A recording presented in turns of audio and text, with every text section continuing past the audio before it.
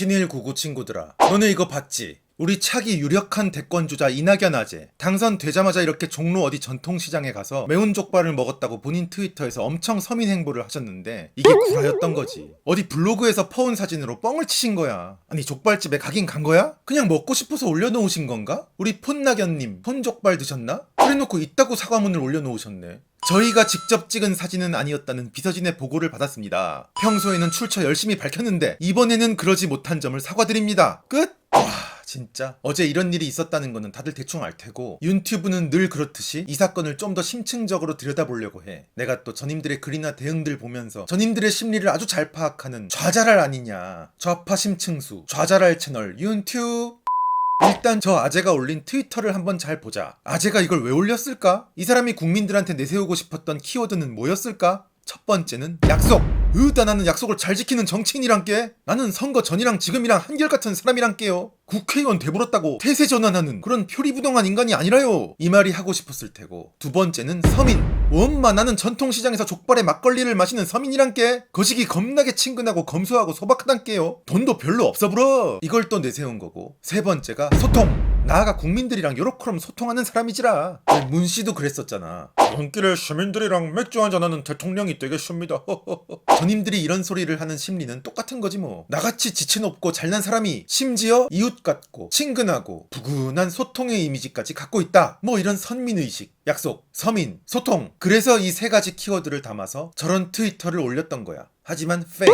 괜히 남의 사진까지 퍼와서 장난질 치다가 낭패. 결국 안 하는 이만도 못하게 됐네. 이 아재가 저런 거짓말하는 게 이번이 처음이 아니야. 예전에도 서민 코스프레 한다고 지하철 타는 쇼하다가 개찰구 들어가는 입구 헷갈려서 망신을 당했었고, 이번에 국회의원 선거 출마할 때도 본인 강남 아파트 가지고 거짓말하다가 그거 막 들키고 난리 나고 그랬어. 1994년부터 살았다고 주장했던 본인의 아파트? 알고 보니까 1999년에 완공되고 등기가 2002년에 난 집이었어. 뻥친 게 걸리니까 뭐 몰랐다, 헷갈렸다, 얼렁뚱땅 둘러댔었고, 그리고 집 내놨다고 말했던 것도 알고 보니까 내놓지도 않았던 걸로 밝혀졌지. 그래놓고 뒤늦게 부랴부랴 내놓고 그걸로 시세 차익만 17억 원을 시원하게 땡긴 아주 대단한 아재야. 그 후로 지금까지 강남 아파트 값이 좀 꺾이던데, 우와 이 아재 매도 타이밍 예술이네. 돈 많이 버신 거예요. 겁나게 부럽단께. 평소에는 돈으로 돈을 버는 불로소득이 그렇게 나쁜 거라고 부르짖더니 17억 꿀꺽? 와, 이런 사람들을 보면 솔직히 그냥 대단해. 권력, 돈, 챙길 거 다 챙기면서 좋은 이미지까지 다 챙기고 국민들한테 추앙도 받고 완벽한 한국형 정치인의 만렙을 보는 느낌. 한국처럼 거짓말에 관대한 나라가 없거든. 진실을 말하는 정치인보다 거짓을 말하는 정치인들이 훨씬 더 출세하고 권력을 틀어지는 나라. 그걸 잘 알고 거기에 최적화된 인간. 그게 저 아저씨야. 본인이 찍지도 않은 사진을 본인이 찍은 것처럼 뻥치고, 트위터도 본인이 하지도 않으면서 마치 본인이 하는 것처럼 뻥치고, 강남 아파트도 이리저리 둘러대는 말들 다 뻥이었고, 아주 그냥 입만 열면 거짓말이 자동으로 술술 튀어나오는 분. 근데 이분이 대세래. 이 시점에서 너무나도 압도적인 대한민국의 차기 대통령. 그래서 그런지 박근혜는 하지도 않은 말도 마구 만들어내면서 미친듯이 씹고 뜯고 공격하던 언론들이 이분의 거짓과 위선 앞에서는 어찌나 다들 순한 양인지. 저 독한 언론들이 이분의 거짓말 앞에 하나같이 크게 공격적이지도 않고 비판적인 태도를 그렇게 보이지도 않는 모습 너무너무 신기해. 이 사람의 사과문을 자세히 한번 보면 전임들 특유의 심리들이 그대로 드러나. 첫 문장부터 골 때리잖아. 제가 시장 통해서 올린 족발 사진은 저희가 직접 찍지 않았다는 비서진의 보고를 받았습니다. 아니 이 말부터 너무 이상하지 않아? 제가 올린 사진을 저희가 직접 찍지는 않았다? 그리고 그걸 보고를 받았다? 이게 무슨 말이야. 문장 자체가 너무너무 이상해. 그래서 님 트위터의 주체가 도대체 누구예요? 이낙연이야? 트위터 담당자야? 아니면 비서진이야? 트위터는 제가 썼는데 사진은 저희들이 직접 찍지는 않았으며 이 사실조차 몰랐다가 비서진에게 나중에 보고를 받아서 알게 되었다? 뭐냐고 이게. 앞뒤가 하나도 안 맞잖아. 그리고 평소에 저희가 직접 찍지 않은 연합뉴스 사진 같은 건 열심히 출처를 표기를 했었다. 아니 이 말이 여기서 왜 나와? 평소 연합뉴스 사진 같은 거 퍼와서 쓰는 트윗들은 시사적인 글이니까 굳이 출처 같은 거 밝히지 않아도 누가 봐도 퍼왔으려니 하는 부분이고, 본인이 시장에서 족발 먹은 트윗은 그냥 개인적인 글이니까 사진을 퍼오고 말고 할 것도 없이 누가 봐도 퍼왔을 리가 없는 직접 찍은 사진이라고 믿는 부분인데, 이 아재는 지금 전혀 상관없는 두 부분을 억지로 붙여놓고 교묘하게 핑계를 대면서 엉뚱한 부분에다가 사과를 하고 어물쩍 넘어가려고 하고 있어. 무슨 음흉한 능구랭이 같아.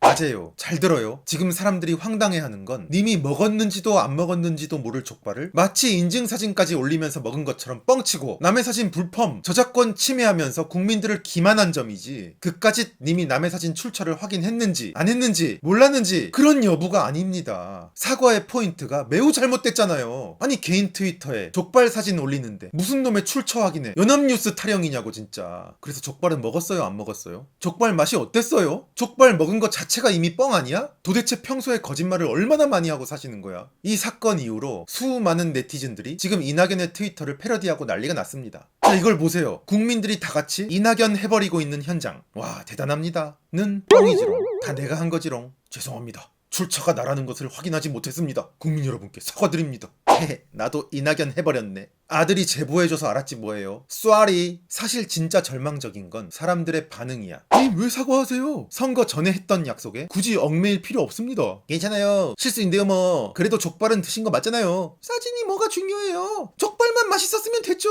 정치인이 국민한테 거짓말을 했는데 세상에 이렇게 관대할 수가 없어. 부모도 자식한테 이렇게 관대하진 않겠다. 어제 인터넷에 전임이 갔다고 말한 동대문 족발집 사장이 한 인터뷰 기사가 나왔는데 족발을 먹은 건 맞는데 하지만 언제 왔었는지는 기억이 나지 않는데, 이 인터뷰를 한 족발집 사장님도 너무 이상해. 아니 무려 이낙연이 유력한 차기 대통령이 와서 본인 가게에서 족발을 먹었는데 방문한 시간이 기억이 안 난다는 게 말이나 되나? 뭐지 진짜? 그리고 서민적인 사진 찍는 거 그렇게 좋아하시는 분이 왜 사진 한 장 없이 남의 사진을 퍼왔을까? 이분 예전에 본인 이코노미석 타는 이 어색한 사진도 스스로 잘만 인터넷에 올리시던 분 아니야? 그냥 아무 말이나 서민 컨셉 잡고 막 쓰다가 스텝이 다 꼬여버렸는데 사람들이 문제 삼지도 않고 에이 별거 아니잖아요 이러면서 잘만 넘어가. 선거 끝나자마자 바로 구라치는 이런 인간들을 보면 진짜 사전투표도 다 거짓말 아니었을까? 갑자기 또 합리적 의심이 드네. 한반도의 앞날은 캄캄해. 이 거짓말쟁이 아재한테 나라의 운명이 또 맡겨질 확률이 굉장히 높은 상황이야. 만약에 차기의 이낙연 시대가 온다면 우리는 또 그 시대를 어떻게 대비해야 할까? 어쨌든 문씨보다는 낫잖아. 이렇게 생각하고 정신승리라도 해야 할까? 이낙연이 비록 거짓말은 잘해도 그나마 주사파랑은 결이 다른 사람이니까 뭐 시장경제 자체를 부정하지는 않겠지. 그리고 또 일본 통인 만큼 반일을 그렇게 정치적으로 이용하지는 않겠지. 뭐 좋게 보면 DJ 시절 정도의 분위기는 되겠지. 그러면 지금보다는 그래도 좀 낫겠지. 와